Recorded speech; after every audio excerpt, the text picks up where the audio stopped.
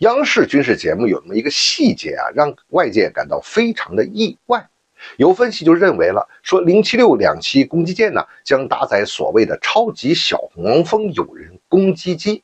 大家好，我是张斌。在庆祝建军节的央视特别节目之中呢，就出现了教练10高级教练机的生产车间。而就在画面最左边的远处啊，在一个飞机后边藏着一架看上去很小的飞机，其实呢就是远吧，透视距离显得远，看着小吧。这一架飞机呢只露出了部分垂尾，而且是个黄皮机，就是在生产状态下，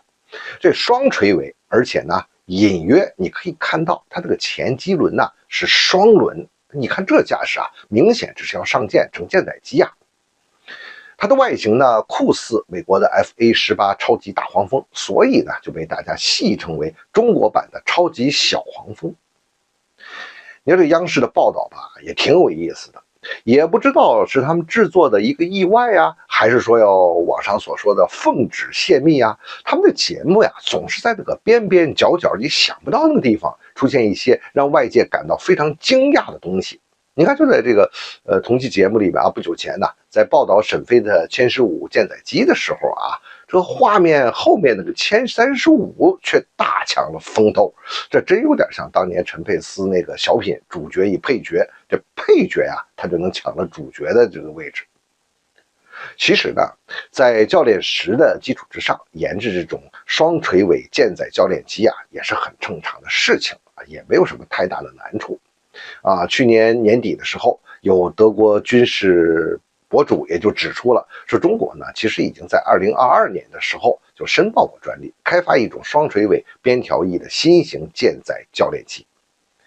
这双垂尾加上边条翼呢，这显著可以提升航向稳定性和操控性，尤其适合用于舰载机起降时候的侧风环境。特别是在这个电磁弹射起飞、高强度着舰等这个风险非常高的这些动作的时候呢，能够提供更大的方向舵的控制力，飞行员呢也可以精准的去调控飞行的姿态，让训练呢变得更加的安全、更加的稳定。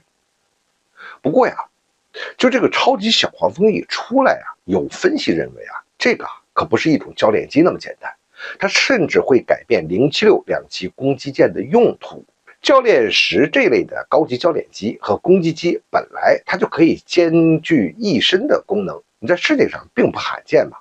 而超级小黄蜂如果装备有源相控阵雷达，升级它的火控系统的话，就可以挂载霹雳系列空空导弹，具备了一定的空战能力。而最重要的是呢，它可以挂载各种常规和精确制导的弹药，比如说激光制导的呀，比如说这个卫星定位制导的这些弹药啊，打击地面和海面的目标，就成为了一种低成本但是很管用的攻击机。在电磁弹射的支持下呢，可以执行对地对海的精确打击任务，还有包括战术支援呐、无人机控制等等啊，它也可以做得到。要真是这么一来的话啊，你想想这个076要是装备10几架超级小黄蜂，那就成了一所中小型航母啊！当然了，这样的配置呢，它肯定打不了那个高烈度的空战嘛。但是对一些相对较弱小的对手，比如说那个非法侵占我们岛礁的菲律宾来说，这可能真是灭顶之灾啊！如果076搭载超级小黄蜂，那就成为登陆作战呢中的一个利器，能够为作战提供灵活和更猛烈的火力支援。这有人机和无人机的配合呢，将作战能力呢发挥到最大。不过呢，也有人就认为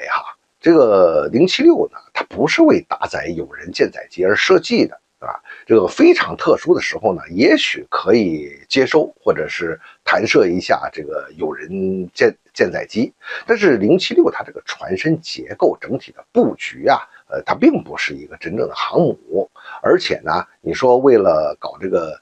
舰载机，搞有人舰载机，你要再去建立一套其他的这整个的保障的后勤体系，也不太现实的。你像后勤保障啊、弹药啊以及航空燃油啊，它都不可能去满足这个常态化的有人舰载机的需要。